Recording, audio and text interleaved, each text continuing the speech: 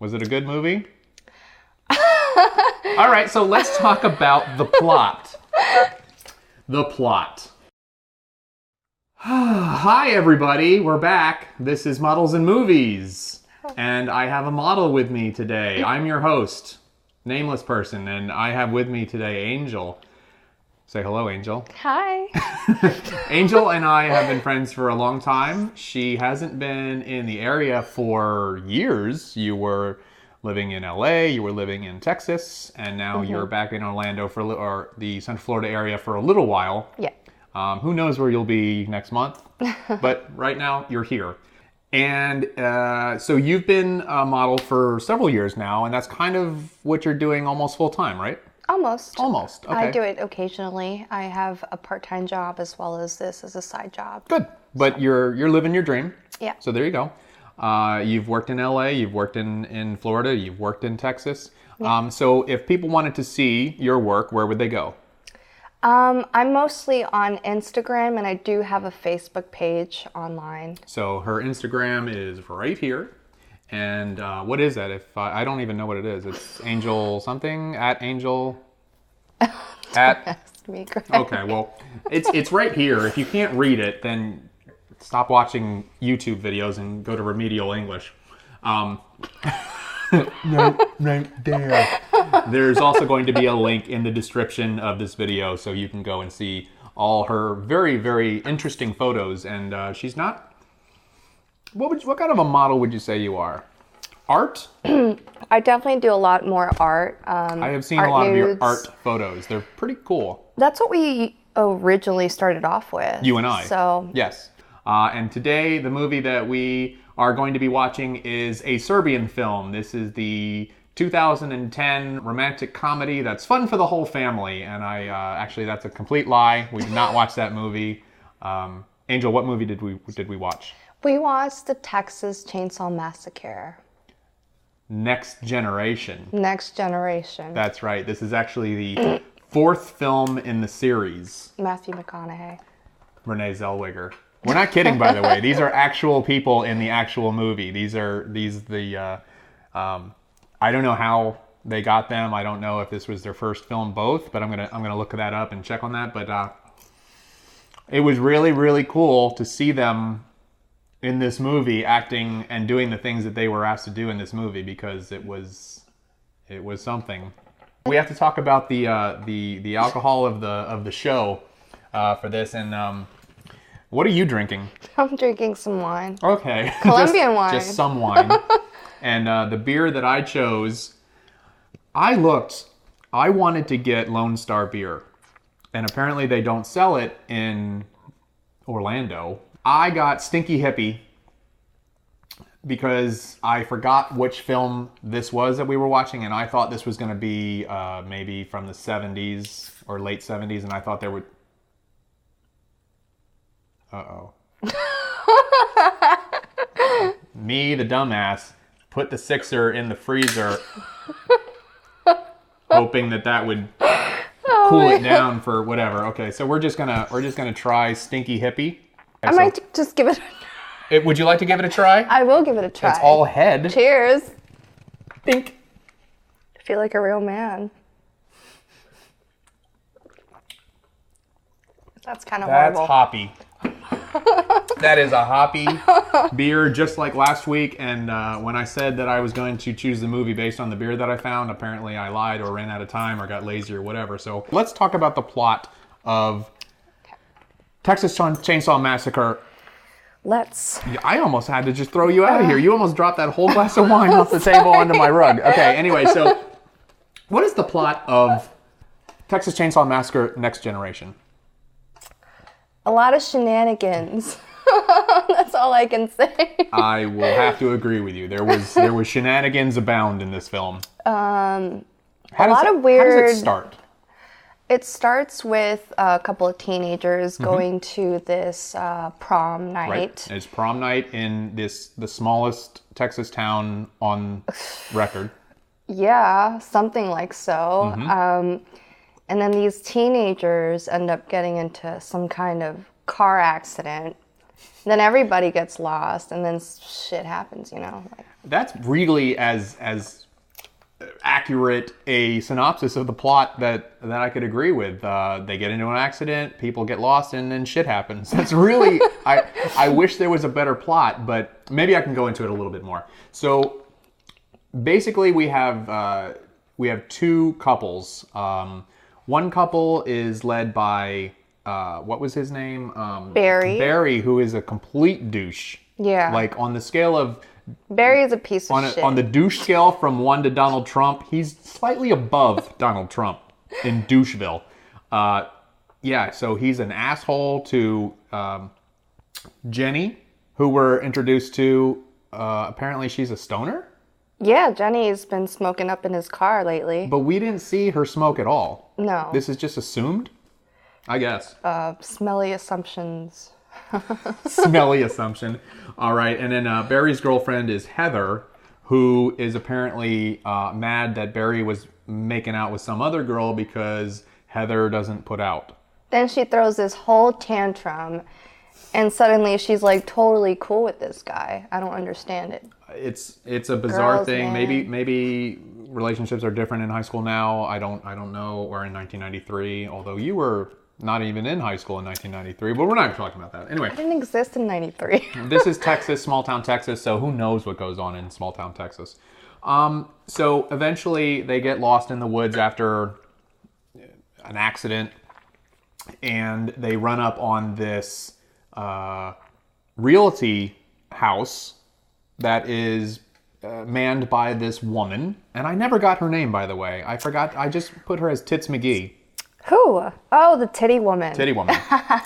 So yeah. There are only 2 tits in this movie, and we see them relatively early. I believe it was 11 minutes in. We see the realtor woman's tits, and it's stupid too because flashing a couple of kids. She literally shows them for no good reason. Yeah, for a rock. Oh yeah, somebody throws a rock through the window, and in retribution. In retaliation for them throwing a rock through the window, she flashes them her tits. That's generally what you do when somebody does something mean to you, right? You just flop them out. Pretty much. Pretty I do much. it all the time. You heard it. You heard it from an actual model. Once they all get separated, I guess eventually we meet Vilmer, who is... Well, we're going to talk about the characters in a minute, but we meet this tow truck driver who immediately murders somebody... And then there's more running around in the woods, and nobody knows how to run away from a car in the woods. Angel, how many paved roads are in this town in Texas? Paved roads? Paved roads. I don't know. I can't say. I thought 1. I think they have 1. Everything else was a dirt road. Everything was dirty. Roads. This whole movie was brown. Anyway. So eventually they get to the murder house, which is the house of the family of the Texas Chainsaw Massacre. And I believe this is supposed to be the next generation, that's where the title comes from, of the killers. There's even a really bad red plaque at the, I don't know what they're called, place cards or whatever, that kind of explain the first 3 movies. And they're behaving like these events actually happened. It's kind of bullshit. Anyway, let's move on. They capture people and then let them go, and then there's guns pointed at people, and there's people cutting themselves, and then there's a Leatherface who is a woman, and we're not really sure what's going on there. There's a lot of screaming. The tranny part is what really got to me. And you know what? That got to a lot of people. From what I've read, this is not a very appreciated piece in the series of the Texas Chainsaw Massacre because everybody likes the character of Leatherface. They don't like the idea of making him a transvestite. No. Get over yourselves. You know, he's a transvestite in this movie. You know, deal with it. He overlines his lips. What you're seeing right now is a side-by-side of our character Jenny putting on lipstick, and then later in the film we're seeing Leatherface putting on lipstick. And I know the director must have had an idea of what he was doing. He must have had this grand vision of where to take this series, and I don't think it. I'm not sure if it worked, but we're going to discuss that in a little bit. How did you feel watching the film? Was there anything that stood out to you? There's a lot of things that stood out, a lot of questions that I had, but, the movie made me feel slightly uncomfortable considering, some of these people had slight traumatic history, maybe. Uncomfortable is a good word because some of the scenes in this movie were just brutally violent. Yeah. And when I say brutally violent, I don't mean slasher porn, guts splaying all over the place and stuff like that. I'm talking about the actual actors doing physical interaction with each other and the sets that was just brutal. I've seen this movie a long time ago and I remember a lot of parts of it. And then watching it again, there's a scene in the kitchen area where people are throwing each other around, and it looks like these actors are throwing each other around. And I'm talking Matthew McConaughey throwing a woman around and then getting thrown up against a refrigerator, and it looks stomping on her neck. It looks real. I and have it to looks give painful. props to him though, because he did some pretty good acting. He went for it. He went crazy. He absolutely went for it, and I'm going to report right now that if you are hoping for a signature Matthew McConaughey, all right, it f***ing happens. All right. Let's get yourself on. Okay, so we're not going to talk really about how it ends just yet, but so let's talk about the characters. Okay. Would you say these characters are intelligent? I would say Jenny was the most intelligent. Given the circumstances, sure. Spider monkey. Let's explain what spider monkey means. Why did you call her a spider monkey?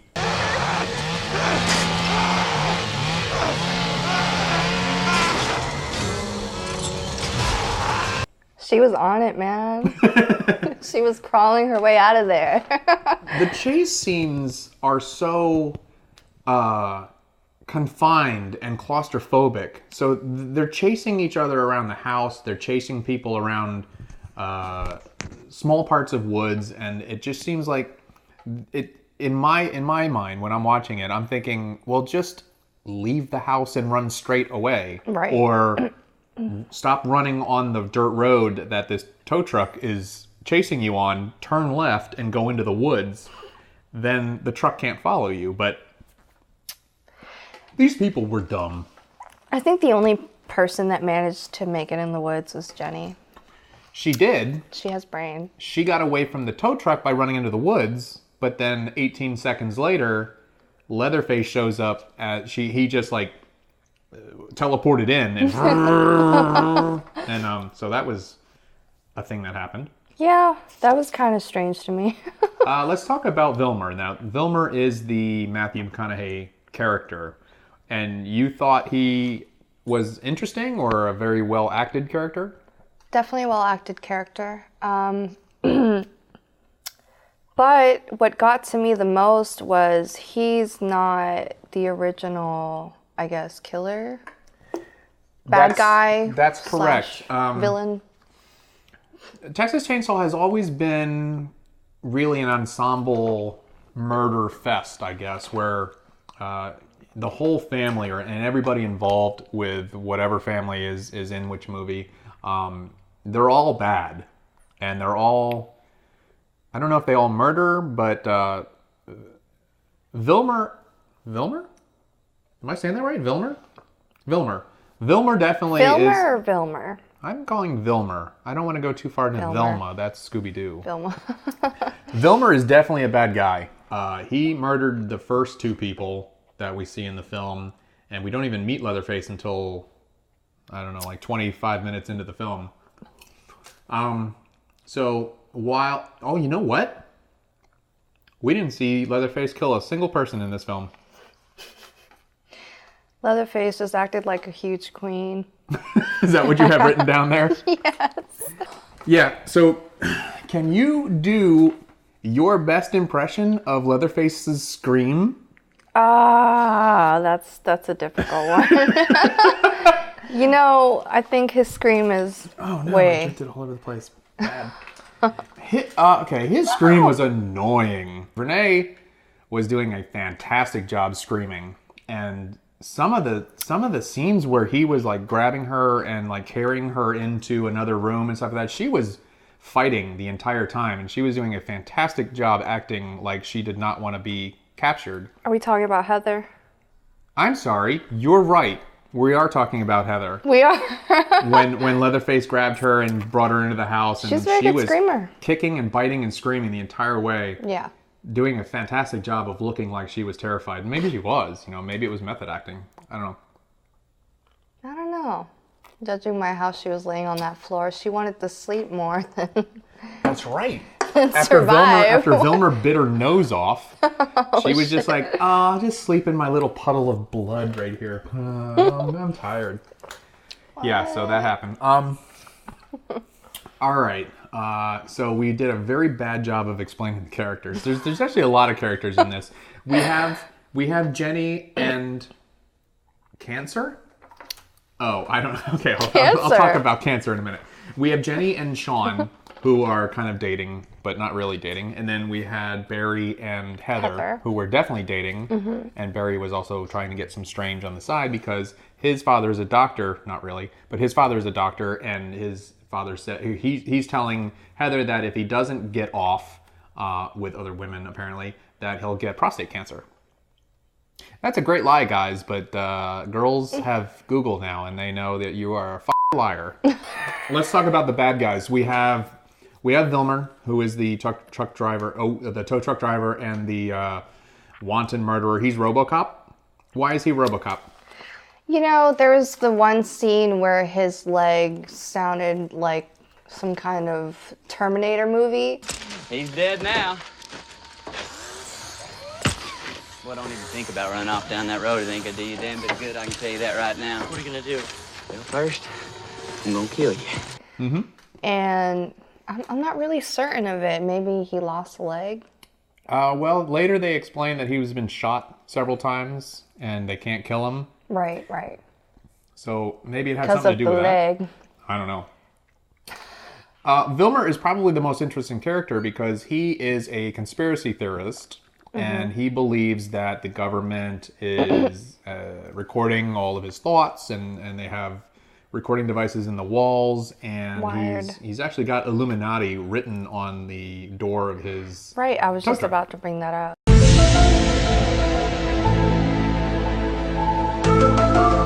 I'm sorry, I should let you talk more because I'm just taking over the whole show. You are perfectly fine. Okay. No, but that really got to me because it was very, very confusing. I like it because it's a real thing that real people get nutty about. So that's an interesting direction to take this film. Right. I don't know. Okay, and then we have the poet. The poet, I have no idea where he fits into the family, but he is a redneck, basically, and all he does is quote literature and famous quotes from people. So he's obviously well-read. So he's kind of a fish out of water in this family because everybody else is a complete moron. Then we have the realtor, who is Tits McGee. And then we have Leatherface. And who else is there? There's Barry, Sean, and Jenny. And I think Heather, and that's it. All right, so it's basically a four on four. The old guy. Who the hell There is is an that? old man, but he had no lines, and we thought he was dead. He was sitting at the table. Sleeping. He was tired. Just he was chilling, sleeping. napping on the dinner table. So the next thing we're going to talk about is the quality of the film. Okay. What did you think of? What did you think of the quality of the film? Now understand that you were watching a low-res rip, but overall, what did you think? Sound, video. The quality of the film. It was pretty okay. But definitely watchable. Yeah. Like all the scenes were lit well, even the outdoor scenes at night. So they obviously rented enough lights to light up the scene. A lot of fog. Oh my god, it was so much fog. Yeah, but I will say that between the fog and the dust that was being kicked up by the automobiles, the shots that were being done were very, very amazing. With all the lights coming off of the tow truck and just I think they were really well done. It was very menacing, seeing a person being chased by a vehicle with all those lights on it. I thought that was pretty cool. Was the audio annoying, or was it effective at being creepy and scary? Definitely effective at being creepy. All that screaming done, it definitely made me severely uncomfortable. Especially Leatherface. Yeah. There's something wrong with that guy. Yeah. It's definitely something wrong. He could use a vacation, but... He's transitioning into a woman. Well, it's almost a... That's totally cool, though. I mean, like, if you want to be a woman, but, like... Oh, are we doing a little social commentary here? Okay. Here at Models and Movies, we're totally accepting of anybody and the LGBTQ community. We're fine with that. No, whatever. We're moving right along. Special effects. You know what? I actually didn't even see any special effects in this movie. Like, there were really much blood. No gore effects. Yeah. No blood, really. A lot of choking. Yeah, there was a lot of physical, like the actors did it all. A lot of cutting, self-harm. Oh, shoot, you're right. Dude, that was real. I will say, that looked amazingly real. Yeah. Like, a lot of times Sounds like a case of borderline. A lot of times you have this trick knife, which, somebody will cut their arm and then just blood pours out of it because the blood is in the knife and it just pours down their arm when you do this. But they did it in a way where it looked like, as it was the Matthew McConaughey character, he was cutting himself on the chest and what looked like the flesh was opening and it didn't bleed right away, which a cut wouldn't. I wonder why you did that. The script said so. I'm interested to know how much McConaughey brought to that character because I believe he went for it big time. I mean, he's a good actor, certainly, but he sure as shit delivered in this film a lot more than he does in those Lincoln commercials where he's just staring straight ahead and you hear him, "There's a fork in the road. Which one are you going to take?" This Lincoln commercial. What? It's the feeling that stays with you. Go-gum, go-gum, go-gum, go-gum. You saw that movie, right? Yeah. Wolf of Wall Street. I love that movie. It's a good movie. It's a good movie. Okay, so that was pretty much the special effects. There wasn't much to speak of. It was all done really well with acting and with cinematography. So, I mean, that's the kind of stuff that I really love. If I can't necessarily see and point out the bad special effects, that means they were good special effects. Okay, so what else are we talking about? We have to talk about, oh my God, we're almost done here. Can we talk about Jenny and how she just completely misses her friends, goes the wrong direction? This goes back to the plot. And it's worth talking about because it's the stupidity of the characters and how they're written. Jenny becomes a total badass, But until she becomes a badass, she is a terrible idiot. So the three of them are walking somewhere because their car is wrecked and they have to go find help or whatever. Mm-hmm. What happens? I guess her friends decided to go chase this car, and she notices. She takes a right turn and just goes somewhere else. She notices them going the left direction, but she decides to take the opposite direction. Right. That blows my mind. And then there's a scene where she's walking for maybe what seems like a couple hundred feet, and then she hears something, and then ahead of her, she's like Hey guys, is that you? No, you idiot. They went that way. You're Go a back moron. to live for my friends, guys. Yeah. You hear? Guys. I keep forgetting what their names are. Barry and Heather. Okay. Can't remember. Anyway. The level of stupidity of these characters in the beginning is mind-numbing. It's bad. I will say, without question, Jenny becomes an amazingly strong character. Yes. One of my favorite scenes in the movie, and I think you laughed out loud when this happened, was it was during the dinner scene, and all hell was breaking loose, and Leatherface started making a bunch of noise and like yelling and stuff like that. What did she say? You sit the fuck down and shut up. And that was... She took complete control. She did. I definitely admire that female dominance part. Absolutely. So. There was a couple times in this film where Renee Zellweger's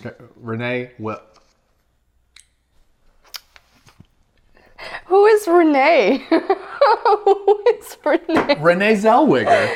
Zellweger's character, Jenny, she takes total control of the situation. She's a badass.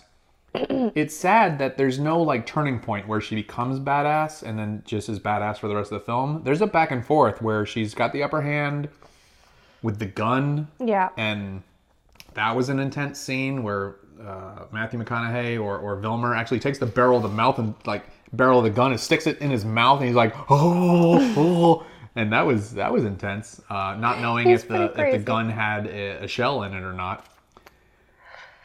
I mean, she's only been able to have that dominance because these people are having so much commotion with each other rather than being actual murderers. This was a very dysfunctional family.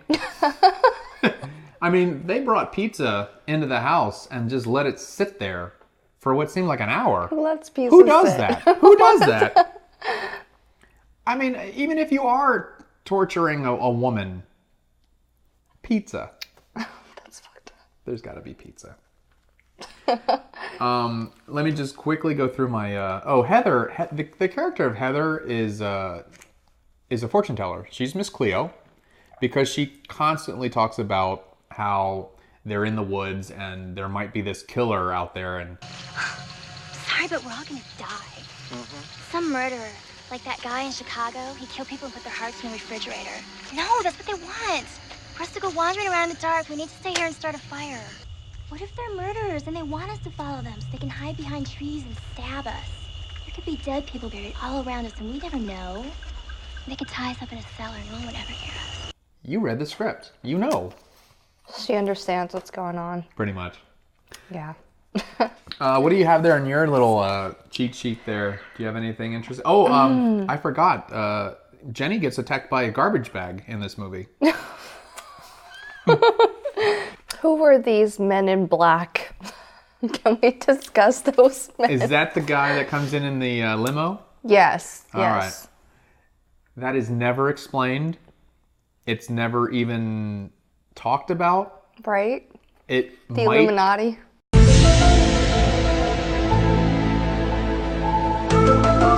Ooh, you might be right. It could be so. This could be, although, There's just a huge plot to this movie. It's so much deeper. It's not deeper at all. This is a film. Angel, does this movie work? No. Greg. What? It doesn't work for shit. Oh, I'm disappointed. I disagree with you, but why don't you tell me why it doesn't work as a horror film? There's no scare to it. I mean... No, I know where you're going with this, but keep going, yeah. Okay, there's no scare to it. I'm going to stick to my point now. No, go, yeah. Because I already went there. So there's no scare to it. Yeah. And I think they have dumbed down our characters so much. I can understand where you're going with that. They've dumbed, and I like the fact that you brought up dumb down the characters. Yeah. When you dumb down your characters so stupid that you're just rooting for them to die, That is not effective. It almost makes me want to like cheer on while they're dying. It is like, not all right. effective screenwriting to make characters so either evil, bad, or stupid that you're just like, oh, please get them off my screen. So yeah, I see that point very much. Jenny was the only character that we cared about to survive. And Vilmer was really the only character that we cared about to understand what the was going on with him, because there was something going on. Maybe they didn't explain it enough, but there was a great scene with the Man in Black and He was definitely Vilmer. the most interesting. Yeah. There was a great scene where Vilmer and the Man in Black were speaking, and Vilmer was scared of this man. But they never explained why he would be scared of him, or nothing ever happened from that. So who knows why or for what the heck was going on with that. I actually do think it works as a film. Once this movie really gets going, after about the 40-minute mark, there's not really a bunch of like relaxed parts. There's no slow parts after that. It's just constant horror and terror. I kind of liked their idea of horror as well. It's very... There's one thing I do want to talk about, and that's where the movie gets very meta, and with the Man in Black, because the Man in Black comes in, and oops, that's the next page. There we go. The Man in Black looks like an older Judd Nelson. I'm pretty sure it wasn't Judd Nelson, but he looks like him, and it's almost as if this guy was the director of the film, because he comes into the dinner scene. This is appalling. You are here for one reason, and one reason only. I want these people to know the meaning of horror. Horror. Is that clear? And I'm like, are you in my head? Is this very meta? Am I now the Vilmer character thinking that the Men in Black are the government agents that have microphones in my head, thinking what I'm thinking? I don't know what's going on with that. But you can enjoy this on a different level if you start thinking about that stuff, where it's a meta thing going on there. Let's talk about the end really quick. What happens at the end? There's a lot of dance. It's not a dance. Well, kind of. I mean, Well, it's Leatherface Leatherface getting dance. it on, you know. No, okay. So Leatherface, he gets. No, I'm talking about like at the end. Like, how does well, first of all, does our hero get away? Our hero does get away. Yes. Sort of. Kind of. She gets away. She leaves with the Men in Black. That's Well, my wait. assumption. Before that, though, she's running away from the house, and now it's daytime, and an RV is just out in the middle of nowhere. Two old people in an RV are just driving on this dirt road, and she's being chased by Leatherface, and she's like, "Let me in! There's a crazy person!" And they're like, "Don't let her in!" And then when the woman opens the door, he's like, "Holy crap! There's a crazy person! Let her in!" So then you think she's gonna get away. Then what happens? Well, they eventually let her get in, and Leatherface is trying to force his way in. Right. Eventually, they get into a terrible car crash. Right, because the tow truck obviously then picks up Leatherface, and there's this weird road warrior battle going on where he's hanging off the side of the tow truck with his chainsaw going grr, grr, grr on the RV. It's ridiculous. The RV crashes, does a Friday the 13th part 6, I want to say, stunt, All that and energy. falls on his side. All that energy invested into nothing. To intimidate Yeah, a so poor human soul. she gets away, but doesn't get away. And then she gets off the top of the RV, and who knows about the old couple? They probably had heart attacks and died. But then she starts running away again. And then what happens? Then there's a plane. There's a plane. There's a plane. There's a crop duster plane. Holy shit. for reasons that have nothing to do with anything. This part really, like... doesn't make sense. Does not make any f***ing sense. A crop duster plane is flying 4 feet above the ground and takes out Vilmer as Vilmer is about to get to Jenny. And somehow not Jenny. Yeah. Oh, yeah. They're standing in the same place at the same time, but... adjacent to one another. The plane takes out Vilmer, but not Jenny. Yeah. So then Jenny... which is great, and I'm happy for Jenny, you know? Does Jenny take the truck? Jenny, I think they land, and eventually the men in black are there. That's what it is. So the what is it called? The limousine with the man in black comes and picks her up, and then Leatherface does his Leatherface dance. Mm-hmm. He's just all like pissed. just like the end of the Might as original. well. Yeah, he's doing a rave. Yeah, thank you. And then there is a very, very loose attempt of the man in black to kind of explain what's going on. And then he asks her, at the very end of the movie, what does he ask her? I can't remember. If she would like to go to where? Were you watching this movie? I was.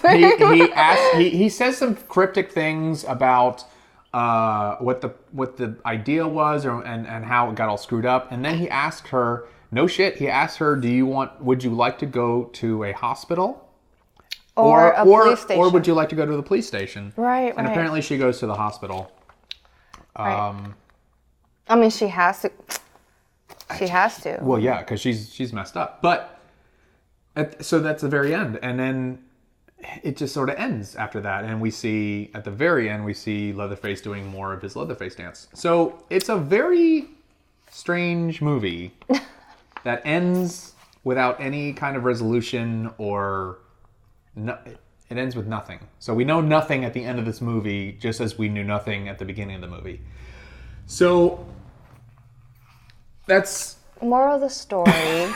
Leatherface came up with overlining originally, guys. Thank you. Not Kylie Jenner. Well, that's apparently what a model takes away from a film like this. How many alcoholic beverages do you believe it takes to enjoy this film?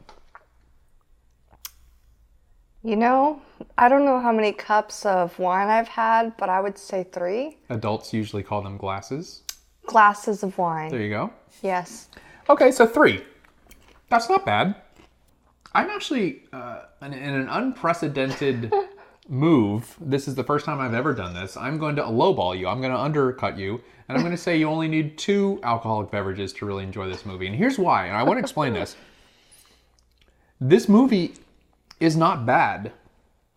A lot of people think it's bad, but if you view it as a standalone film based on canon from a series, it's a great film. It's a little tedious to get through the first 20 minutes because these characters are so annoyingly stupid. Yeah. But once you get into their house, that is just a roller coaster once you're in there. And I think that's very well done. It's enjoyable. I think no less than 5 times you think this heroine girl is going to get away, but then she doesn't get away. So it's a roller coaster. It goes up and down. It's uncomfortable. Yeah, slightly. It's very. It's especially if you're kind of watching it alone. This is a creepy film. Yeah. And the actors do a fantastic job of making you feel like this is really happening. And that's really what an actor's job is, to make you, to put you in that scene. So anyway. Don't hit me with the stick. Oh my God. That was funny. What you're seeing right now is one of the funniest parts of the film. Please don't hit me. Don't. Don't hit me. Okay, so these killers, not these killers, the realtor killer, the girl that fetches people and brings them back. She's very polite. She's very polite. There was a point where she had Renee Zellweger in her trunk of her car, and I guess she was in a garbage bag. Yeah. And she was making a bunch of noise back there while she was in the drive-thru picking up her pizza. By the way, there is no such thing as a drive-thru pizza place. There is no such thing. What do you mean? I've been through so many of them. Oh, especially in Texas. It must only be in Texas then. Well, so whatever place they were filming this in was not obviously a pizza delivery or drive-thru pizza place, and it had a narrow door, so because they needed pizza coming out of this place, the actor had to turn the pizza sideways to fit him through the door to put him into the car. all the toppings are at the side now. That's not how you do that. I've had that experience before. It's shitty. Sure, you do. It is shitty. I want my toppings on one side of the pizza. And what was the name of that place? I don't know what it was called, but I don't think that place is going to be in business long if they keep sending pizzas through the door sideways. Yeah, that was a mess. Anyway, she's in the trunk, and she's making a bunch of noise, and she goes back to the trunk, and she's like, You shut up and quit kicking my car. and Renee Zellweger is back there, and she's like, Okay, but I can't breathe. and it was just, the lines were delivered so just like nonchalantly, like, this is an inconvenience. I know I'm being kidnapped. I know you're probably going to kill me, but I can't breathe. Can you do anything about that? So they make a deal that if she stops making noise, that she'll rip a little hole in the bag. And that happens. So you said 3. I'm saying 2. Yep. So what we're going to do now, first of all, I want to thank you very much, Angel, for coming here and doing this. I know this is stupid and lame and No. oh, This is a lot of fun. You had fun? Okay. This is so much fun. So we're about to do a photo shoot now, and part of that shoot is going to, what you saw earlier is you saw some of our older shoots that we've done in like past years, much past years. None of the extra naked stuff, but you know, you've seen stuff that we've done in the past at the beginning of this video. Now you're going to start seeing stuff that we're about to shoot. She's come with a very interesting idea that I hope looks very cool, and we're also going to do a shoot that's kind of inspired by this movie, and I hope you like it. Damn it, I forgot to say in the beginning of this film, at the beginning of this video, to please subscribe to this channel, because I need 100 subscribers, please. Anyway, we have to finish up quickly because that camera's about to run out. Anyway, so thank you very much for watching this. This has been Models and Movies. We have watched Texas Chainsaw Massacre, Next Generation. I will see you next time on Models and Movies. Thank you very much for watching. Don't forget to subscribe and share with friends, and tell your mom. Bye. Bye.